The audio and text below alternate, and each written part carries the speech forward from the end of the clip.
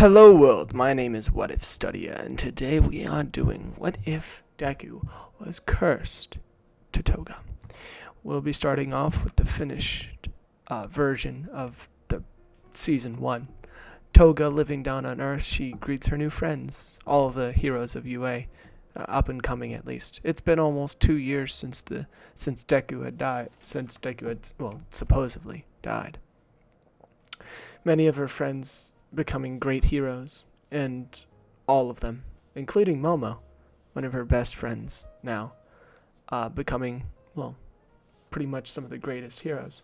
However, the villains have evolved differently. They have changed. They have become much more underground. They have subsided away from society. They're not what our typical villains were of yesterday. They've evolved, they've molded to the undergrounds, right? After they had seen the ultimate power of this universe, the morally gray blur that had destroyed almost a whole city and all the heroes and villains in just one night. They saw it all. They know what will happen if they show their faces. So they've subsided to the undergrowths. Meanwhile, heroes think that they have won. They think that they have, destroyed almost all villains. However, they are very wrong. Toga actually lives with all of these heroes, and she feels so safe around all of them. It's better than, murder as your protection. She now lives how she thought she would. How she always thought that she would love to. As she lives, she works as sort of a barkeep a waitress and at the cafe that she said that she hated. She always went to there with Deku, even though she hated it. Deku and her would always go to that place. And then when her friends started coming with her, after he was gone, she just kept on going. I guess it just became her home. Her little sanctuary. Whenever they would mention Deku, or anybody would, it would be basically like saying Voldemort. It wouldn't really cross over to her. She wouldn't react anymore, at least, after what had happened. She doesn't care whether they talk about him or not. That was a part of her past life. This is her now. She's a new person, alright? She starts making waves by herself. She smiles more now. She makes sure that she is the best vocal person that she can be. After all, lies was what tore them apart last time. She's living what she thinks she wants. And that's all that matters. Now, from that perspective, everything's going fine. Now, when we transport up to the moon, the split half eyeball that overlooks all of Earth. Deku's body destroyed, the lower half of it. All that was remaining was the upper half of his right arm and his face, half torn. He was barely even a being anymore. He was just another body in the sand. His lungs were frozen and then shattered, as the rest of his body had floated off into space. Parts of his brain was also showing. However, somehow salvageable, says one of the Martians. The great overseers of this universe. These 8 Martians of gigantic eye size. Physically their heads were just eyes. And, their eyes were their eyes. Their heads were their eyes, basically. The rest of their bodies were simply just tentacles, controlled by the main brain that was inside of the eye. Very squishy features. However, they came down from a gigantic mech warrior, one of gigantic size, and was bigger than any building that was on Earth. As it reaches down its hand to Deku's body, the Martians float out over to his body, picking it up and sucking it up into their spaceship. Their whole fleet of ships that wandered around the mech warrior and came in and outside of it, trading with themselves, going around the whole galaxy. They now watch Earth, as Deku's explained this. However, the Martian stops gloating over himself and says, "Oh, well, yeah, we're supposed to revive him anyways," as he, signals to the rest of the Martians to take his body to the heart of the robot. The heart of the robot is a gigantic nuclear core that would supply power to almost the biggest thing in this whole universe. It had hid inside of the moon this whole time, as they watched over Earth as sort of peacekeepers, you might say. Oh, they call themselves at least. Deku is put into the reincarnation machine, one that's made to recover souls of people, which now they're admitting that souls are real. Who would have thought? They were a very logical species until yesterday, until they saw this man destroy so much for so little. Just a woman. He amazed them. He changed their way of thinking, but now he is more use than just a test subject. As they start to recover his whole body, reanimating the rest of it, his painful screams can be heard from everywhere. However, he's almost grinning as he's being revived. The rest of his body, as the reanimation process finishes, it shakes the whole the whole complex, taking away all the power for at least 10 minutes, which was enough to power the whole world for at least a day. It took that much power just to reincarnate him. As he wakes up again, immediately he says, "Toga! What the? Who are you? Who are any of you?" "Oh, don't worry about us." As, they have some lower alien species that start to take care of him, clothing him, and giving him jeans and sort of a black shirt that whisks on by him. As they swiftly put it on him, the Martian comes back in. He says, "I'm the 7th officer of the Watchers. Please follow me," to the rest of them. As he's like, "Okay, what the fuck am I doing here? Why shouldn't I just burst in your eyeball right now?" He says, "Well, because we have a battle station that'll kill you in 10 seconds. Please, now follow me. Don't be so rude now." As he says, "Oh, well, alrighty then. I don't see any evidence of it." "Well, why you're standing inside of it right now?" "You shouldn't be doubting something that you're standing in." "What?" As he looks outside the window, he sees the whole complex. The gigantic bulk of its main stations were just gun turrets and different things that would be able to shoot gigantic multiplexes out of the sky, planet busters on its arms, and gigantic battle stations on its shoulders. He never would have imagined that something such of size could even move, nevertheless move bipedally. "Continue this way, sir," as he says, "Yeah, sure." As he continues on his way, a sufficient amount of force was shown, enough to bend Deku down to his knee in front of the officers, as they call themselves, the Watchers, each one a commanding officer of their own station in the ship. The God Eye, however, as they refer to him, will be seeing you now, after they have judged him silently in a room for 10 seconds. They've seen all they need to, as they say, their gigantic eyes bobbing from their tentacles as they sprout from below them.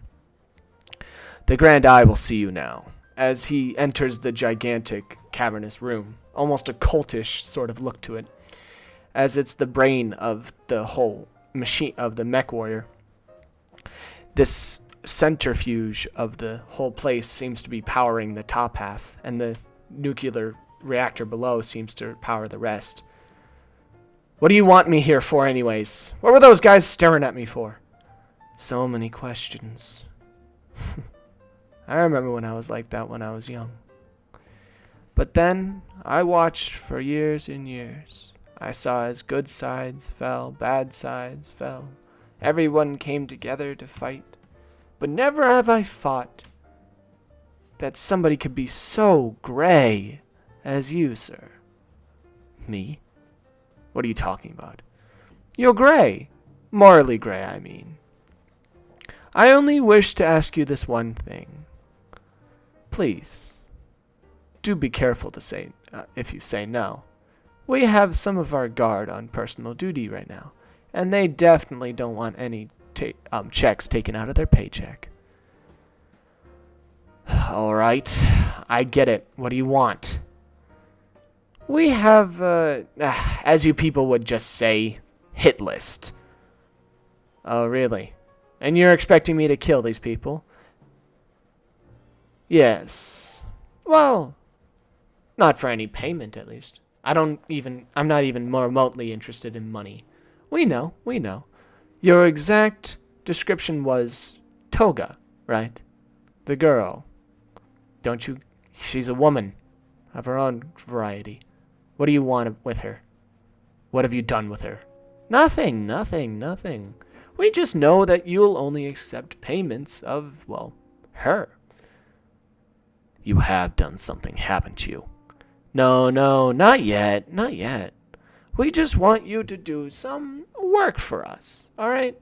And you can go off and see her for maybe about a day. Make it a week. Don't push your luck here, child. Sorry. I get like that sometimes when somebody's a little bit disrespectful. Now then, I only wish for you to have 2 days. How about that? Fine, 2 days then. For each hit? That is correct. You catch on fast. No wonder we want to hire you. Hire me anyways. Aren't you guys a little old for that? What, us? No. We are all here for the new generation way of doing things. We love it. It's just the world's become a little bit too convoluted. We want to just cut down on that sort of stuff. We want to make it a perfect world. You see, our vision of the world is that it's a perfectly stabilized world. No bad. First, we're just going to have to even out the odds. Make the evil just as big as the bad. Since you see the undergrounds of the bad, they have subsided themselves underside all of, this world. They have all clouded the underworld. They've been harnessing energy this whole entire time. They saw your power and they've come back with twicefold. However, the heroes have been working up for this, but they're desperately underpowered. So why not just recruit them? Well, they're just not powerful enough. You killed the only ones that were powerful enough. And Mirako, he's not gonna get up after what you did to him. And how brutal, too. I do respect your tactics. Enough of this talk! I just want to leave now. Show me the door. Or shove me out of it, I don't care. As you wish. But remember, our deal. You get the girl for 2 days, and you do whatever we want. Fine. Deal. As suddenly he shot outside of the place as like a bullet from the gun turret down to earth, and makes a gigantic just explosion right where he lands. His first target shows up on his arm. He's immediately surprised and has a shocked face. It appears over to Toga as she's, doing her normal work, and then hears an explosion from far, far away. She immediately contacts somebody like Mineta, who has become one of the best heroes that they have to offer, and says that, a villain must have touched down just near here. Would you like to go check it out? And he's like, I can't right now. She's like, fine, I'll just do it myself. He's like, no, not again. I told you to stop doing this, all right? Those boobs cannot be harmed. I mean, that body. No, wait, fuck. Just don't go, all right? Wait for me. She's like, nah, I'm going. And he's like, oh, god damn it, not again. As she immediately adventures out to the forest, trying to find whatever had crashed down, if it was an alien or any such other thing. Instantly, Night Eye meets her eye to eye as their eyes sort of meet. Night Eye is, however, just definitely in his own exact world. His whole mind is so clouded up as he starts whispering to himself, so this is the first time that they've moved in centuries, eh? But why? Mr. Night Eye, as he immediately, he realizes that there's a knife to his throat. And she's like, oh, sorry about that. Reflex. He's like, yeah, my reflex too. I had like 10 guards train their shots on you. Sorry. As he like whooshes them away, they all run out. And they're like, area is secure, leaving now. And, he's like, sorry about that. I was just taking a stroll. She's like, it doesn't look like you're on a stroll. Looks like you're investigating something. He's like, yeah, you're right. I just have a hunch. Hunch on what? Nothing. You wouldn't believe me anyways. I have a particularly curious personality, you'll find. He says, fine, I know you'll never leave me alone until I tell you. So... And then they hear some rustling in the woods, and they immediately take out their weapons. Toga instantly has like a knife out and turns invisible because she's friends with Invisible Girl, so she gets her blood for free. And Night Eye instantly gets out like a special judo throw. Feel like that, the position that he takes in the enemy. However, it's just Deku.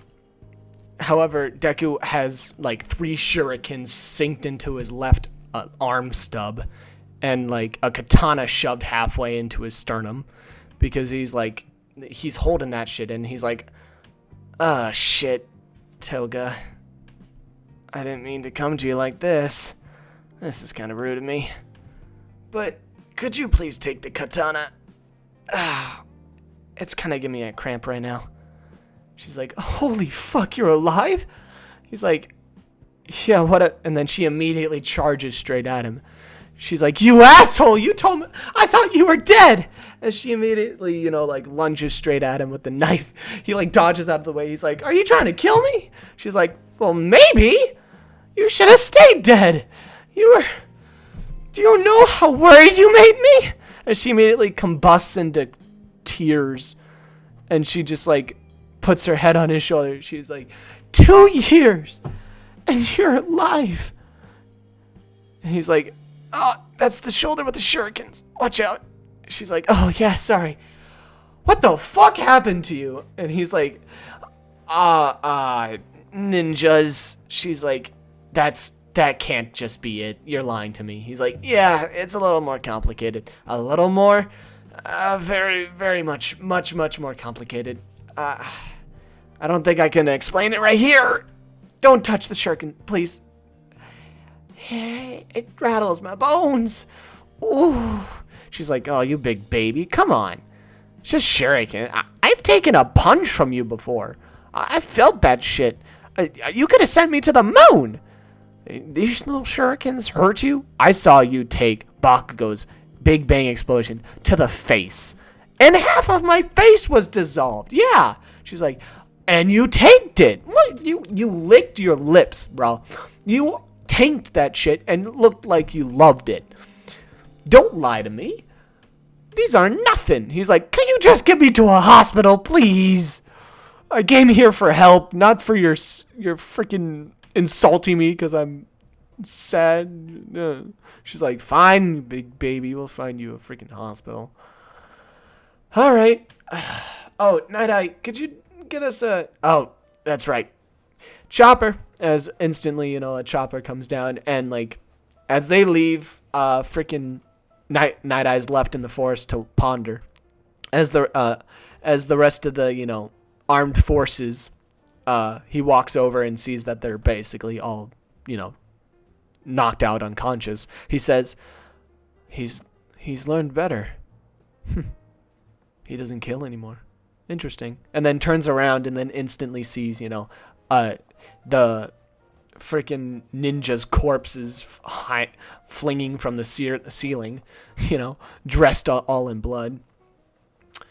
And he still doesn't know restraint. God damn it.